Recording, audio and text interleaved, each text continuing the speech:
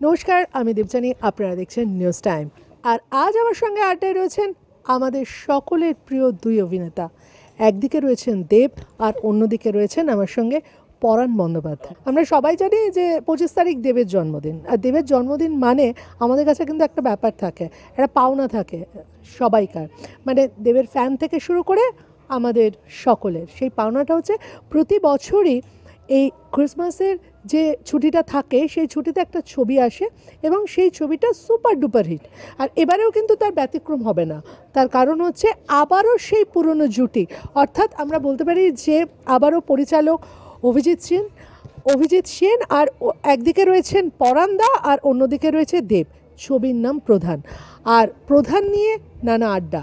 আর সেখানে কি বলবে দেব আর পরাণদা? ছবি নিয়ে তুমি কিছু বলো, সেই টনিক থেকে তোমাকে একজন জ্বালাচ্ছে, তুমি কি বলবে? না ঠিকই বলেছি, কিন্তু আমি জ্বলছি না। হ্যাঁ, মুশকিল হচ্ছে বস্তুর মধ্যে যদি দাহ্য পদার্থ না থাকে, তাকে যতই আগুন দাও না কেন সে জ্বলবে না।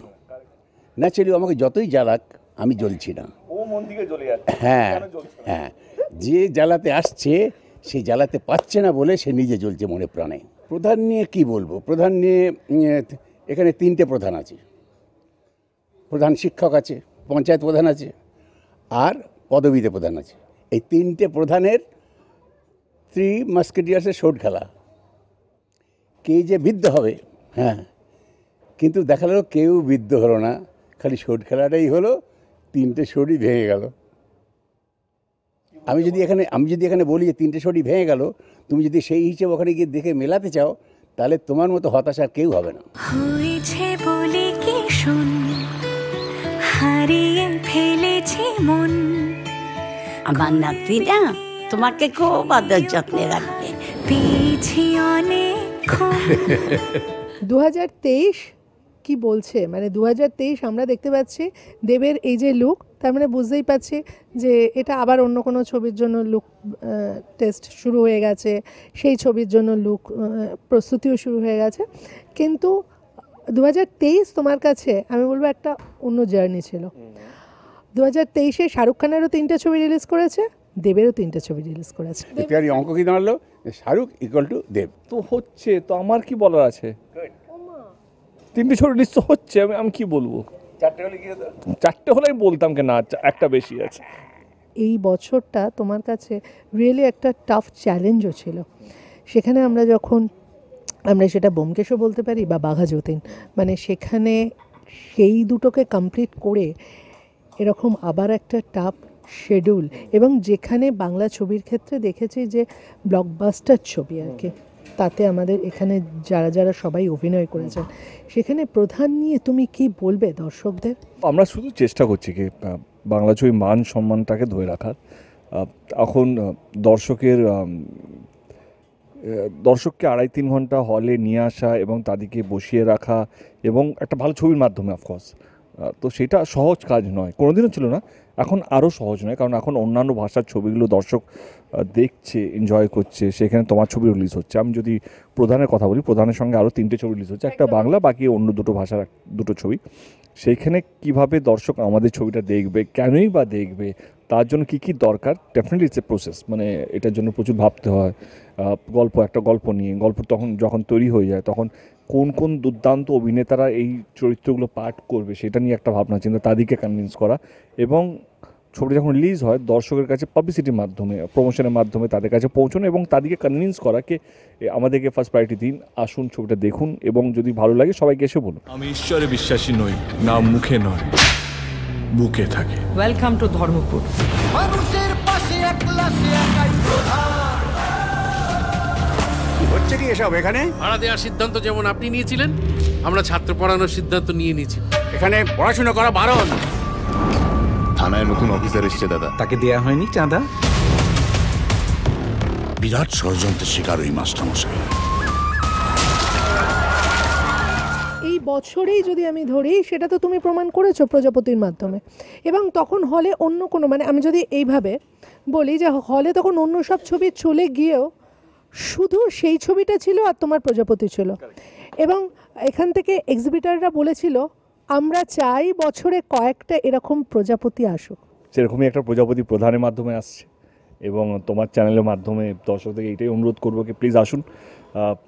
যেমন টনিক আপনাদের ভালো লেগেছে, প্রজাপতি আপনাদের ভালো লেগেছে, সেরকমই আমার কোথাও যেন মনে হয় কি আমাদের এই প্রধানটাও আপনাদের কোথাও যেন প্রধান ভালো লাগবে, এবং বাংলা ছবি যেই মান সম্মানটা আছে, আমি বলবো না হারিয়ে গেছে, একদম আছে, ঠিকঠাক আছে, সেই মান সম্মানটা আবার প্রধানের মাধ্যমে ধরে রাখতে পারবে। জানি না কতদিন আর মুখ বুঝে এই অন্যায়কে সহ্য করে যাবে। সবাই স্বেচ্ছায় দেয়, আমি ইচ্ছে নিই। টাকা দিয়ে সুখ কেনা যায় না বিবেক। তাই ফিরে এসো আকাশের ঝড় হয়ে। প্রথম একজন দাদা পেলাম স্যার, যে সঠিকভাবে সঠিক রাস্তাটা আমায় দেখিয়ে দিয়েছে। তোমার ইন্ডাস্ট্রিতে অনেক বছর হয়েছে, তুমি অনেক নায়কের সঙ্গে কাজ করেছো, অনেক অভিনেতা সকলের সঙ্গেই তুমি কাজ করেছো। আজকে দেবের সঙ্গে কাজ করা এবং তার জার্নির সঙ্গে একটা সামিল হওয়া, এটা তোমার কাছে কেমন লেগেছে? দেব কিন্তু শুধু যে আমাদের অভিনয় করেছে, বাংলা ইন্ডাস্ট্রিতে অভিনয় করছে, হিরো হচ্ছে তা নয়।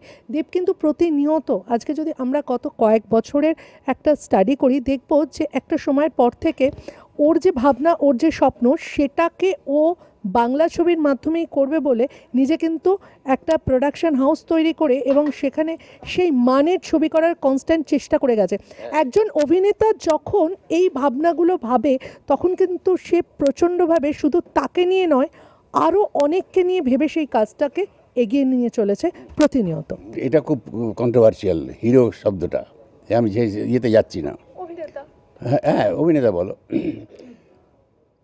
তো আমি অনেকের সঙ্গে কাজ করেছি, হয়তো তুমি যে বললে যারা, তারা হয়তো তা বড় তাদের সঙ্গে কাজ করিনি। আমি যখন এসেছি অনেক পরে, অনেককে পেয়েছি, তার মধ্যে ওকে পেলাম সেইভাবে পেলাম। তার আগে পেয়েছি টুকটাক, ওর সঙ্গে আমার কথা হয়েছে, আলাপ হয়েছে, যেটা আমার সারা জীবনের মধ্যে দাগ কেটে গেল। এটা আমি সব জায়গায় বলেছি, মিরাক্কেলে ও গেস্ট হিসেবে এসেছিলো, যেমন আসে আর কি, জানো, তখন ওর চাপা যশ বেশ ভালো, দেব হচ্ছে, তো আমার পাশেই বসেছিল অতিথি হিসেবে। অনেক গল্প হলো, গল্প হতে হতে ও তো গ্রামেরই ছেলে, তাই বলে আমি ওকে সেখানে পৌঁছে দিচ্ছি না বা তাকে ছোটো করছি না, কিন্তু ওই মাটির যে একটা গুণ আছে, আমি সেইটাকে স্পেসিফাই করতে চাইছি। তো ওইখানে বসে অনেক গল্প করে আমাকে বলছে, আমি বললাম বাহ, এখন তো তুমি খুব নাম করেছো, আজকে তোমার ফ্যানে ভর্তি সবাই। তো বলছে পরন্দা, আমি যেটা হয়েছি এটা তো চাইনি। আমি অবাক হয়ে গেলাম ওর এটা কথাটা শুনে। এটা কেউ বলে না, বরং উল্টোটা বলে, হ্যাঁ দেখ চেষ্টা করছি যাতে করে আরও ইত্যাদি ইত্যাদি। ওর মধ্যে সেটা আমি দেখলাম না, কারণ আমার অ্যান্টেনা অন্য যে কোনো অ্যান্টেনার সঙ্গে পাল্লা দেবে বলে আমি মনে করি এখনও। এটা স্পর্ধা না, এটা প্রত্যয় না থাকলে সৃষ্টি হয় না, সেই জন্যে। তো আমি বুঝলাম যে এটা তো এটা আমি হতে চাইনি, হয়ে গেল। কিন্তু যে হয়ে গেল তাকে সম্মান দিচ্ছে ও, ওটাকে রক্ষা করার জন্যে ওর একটা প্রতিজ্ঞা দেখলাম চোখে মুখে, হয়ে গেল। তাই মানে আমি ছেড়ে দেবো না, এটা আমি রক্ষা করবো, শ্রীবৃদ্ধি ঘটাবো, এই প্রতিজ্ঞা ছিল ওর চোখে। তার সাথে সাথে যেটা বললো, সেটা বললো যে পরমদা, আমার খুব ইচ্ছে যে আমি বাবার জন্য একটা নতুন বাড়ি করবো। At that time I realized it came from within. ওর ভেতর থেকে এসেছে কথাটা। এই কথাটা কেন আমাকে বলবে? এই কথা বলার তো অনেক কাছের লোক আছে ওর। আমার সঙ্গে এমন কোনো সম্পর্ক গড়ে ওঠেনি যেখানে ওর অন্তরের সবচেয়ে কোর অফ হার্ট যেটা, সেইটাও আমাকে বলে ফেলবে, কিন্তু বলে ফেললো। ওই একটা দিন ও যে কী বীজ বপন করে দিল আমার ভেতরে, কি একটা অ্যাঙ্কারিং হয়ে গেল, ব্যাস আমি জীবনে ভুলবো না। টাকা চাইতে এসেছো কেন? তোমাদের কোনো আইডিয়া আছে এই যে ফ্ল্যাটটা বা নিচে ওই গাড়িটা আমি কত কষ্ট করে কিনেছি? তোকে আর কষ্ট করে কিচ্ছু করতে হবে না, আমি আর তোর বাবা যা পারি আমরা নিজেরাই করে নেব। ভগবান আছে, নিজের ছেলের উপরই ভরসা করতে পারি না, ভগবান কি করবে?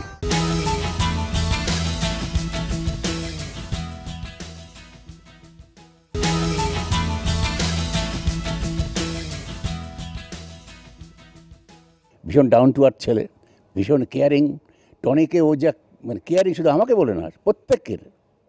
একজন প্রডিউসার কিন্তু কোনো বিশেষজ্ঞ দেখে বলতে পারবে না যে ছবির প্রডিউসার, সকল্ড দেখে যা মনে হয় আমাদের, যা দেখে অভ্যস্ত আমরা প্রত্যেকের সঙ্গে। আর এমন ও এই যে টনিকের সময় যে তুমি তো ছিল হয়তো, যে সমস্ত ইন্টারভিউ যেগুলো, একটা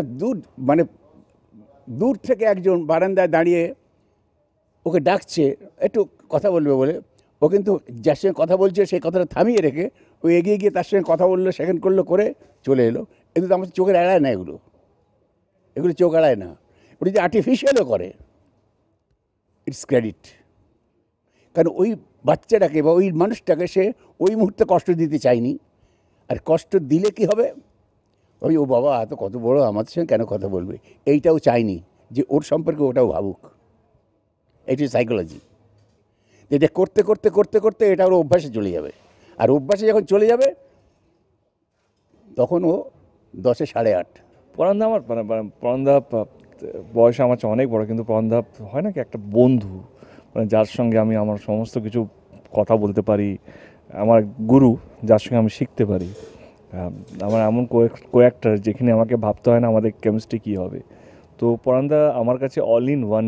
যেমন যেই সময় আমি আছি, যেই সময় আমার হয় না কি অনেক সময় অনেক কিছু হয়তো যেন শিখতে ইচ্ছে করে, কখন কথা বলতে ইচ্ছে করে, কখন কিছু শুনতেও চায় না। পরান্দা শুধু একটা দেয়াল হিসেবে দাঁড়িয়ে থাকুক, আমি শুধু বলতে চাই, পরান্দা শুধু শুনুক, বাউন্স, মানে হয় না একটা বাউন্স, একটা বলা হাতে আমার হাতে। তো পরান্দা আমার কাছে সেরকম একজন মানুষ, এবং আমি চাই পরান্দা যেন সারা জীবন সুস্থ থাকে এবং আরও আমরা যেন ছবি করতে পারি। এবং এইটাই তো জীবন, মানে at the end of the day তোমার ব্যাংকে কত টাকা আছে সেটা হচ্ছে বড় কথা, তোমাকে কত মানুষ ভালোবাসে সেটা আমার কাছে ইম্পর্টেন্ট। তুমি কতগুলো মানুষকে মন জয় করতে পারলে, বা কতগুলো মানুষ তোমার জন্য প্রার্থনা করে, তোমার জন্য মানে তোমার ভালো কামনা করে, সেইটাই তো আসল মানে পাওয়া, সেটাই আসল আমার রোজগার। তো দ্যাটস ইট। পরান্দা, আই লাভ ইউ। আমার এতদিনকার দেখা পুলিশ তো তুমি নও। তুমি কি সত্যি পুলিশ নাকি অন্য কেউ?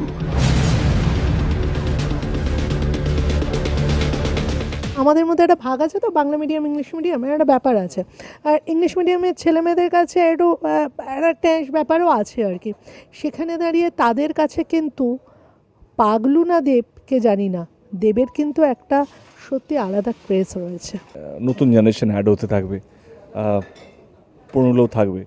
তোমার কাজ হচ্ছে কীভাবে আরও দর্শক বাড়াবে, সে ইংলিশ মিডিয়াম হোক বা বাংলা মিডিয়াম হোক, শিক্ষিত হোক বা কম শিক্ষিত হোক, টাকা হোক বা কম টাকা হোক। আমার মনে হয় কি আমাদের কাজ হচ্ছে মানুষকে যেন আমরা মনোরঞ্জন দিতে পারি, এন্টারটেন করতে পারি, সেটাই হচ্ছে আমাদের প্রধান কাজ।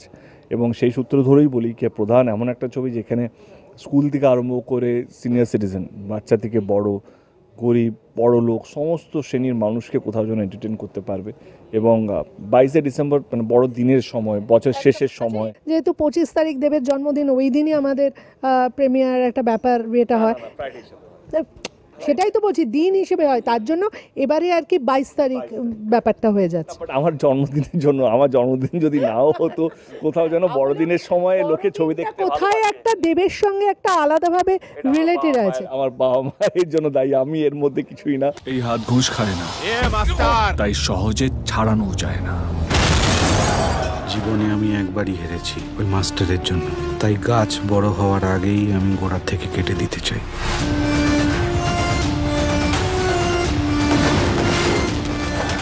এটা একটা ছুটির সময়, এবং সেই ছুটির সময় একটা বেড়ানো থাকে, ঘোরা থাকে, কেক, মোয়া, কমলালেবু, সমস্ত কিছুর মাঝেও কিন্তু শীতের এই সময়টা নলেন গুড়ের কথাটা বললো না। হ্যাঁ, সেই কেক বাদ দাও, ছবি, দেবের ছবি হচ্ছে আমাদের নলেন গুড়। হ্যাঁ, এইটা বলো, নলেন গুড়ের স্বাদ। দেবের ছবি বললে হবে না, অভিজিতের ছবি বলবে। একদমই তাই। আর সেই স্বাদটা, হ্যাঁ, আর সেই স্বাদ বিলোচ্ছে কারা? ওটা যে খাবে তবে তো টেস্ট পাবে। কার হাঁড়ি ভাই, এটা কার হাঁড়ি? এটা অভিজিতের হাঁড়ি। ও তাই নাকি? দেখি ভাই এক চামচে, যেই এক চামচে দিল, আরে বাপ, কে জাল দিয়েছে? ওই তো দেব, পরাণ, অনির্বাণ, ওই পল্টু, সুজন, কাঞ্চন, খরাজ, বাকিগুলো বল, রায়চৌধুরী, পাড়ার পল্টুদা, অমরিশ, হ্যাঁ অমরিশ যখন অপারেশন হচ্ছে, হ্যাঁ অমরিশ দা, পাড়ার পল্টুদা, সবাই মিলে জাল দিয়েছে তবেই এই গুড়টা হয়েছে, এবং সেই জন্যে হচ্ছে এটা অভিজিতের হাঁড়ি। এখানে না আমি শেষ করব না, এখানে দেব আর পরানদাই শেষ করবে। নমস্কার, আমার নাম দেব আর ওনার নাম হচ্ছে পরাণ বন্দ্যোপাধ্যায়। আমরা একটা ছবি করেছি যেটা রিলিজ হতে চলেছে 22শে ডিসেম্বর, যার নাম হচ্ছে প্রধান। দেখতে বলবেন না। কি যেন বলেন আপনি? আপনি পদে প্রধান, আমি মানুষের বিপদে প্রধান।